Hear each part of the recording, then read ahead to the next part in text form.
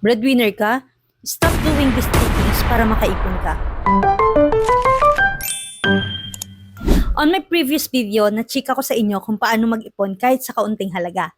Now, i-advise ko naman sa inyo kung ano yung mga bagay na dapat nyong iwasan para may matira sa budget nyo at nang makaipon kayo. Una, ubos-ubos biyaya, bukas ay nakatunganga.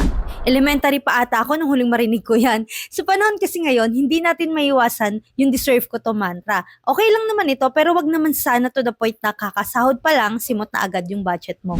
Pangalawa, I'm your superhero. Hindi ako nagtatrack ng gastos. Akala ko okay lang kasi para naman sa pamilya.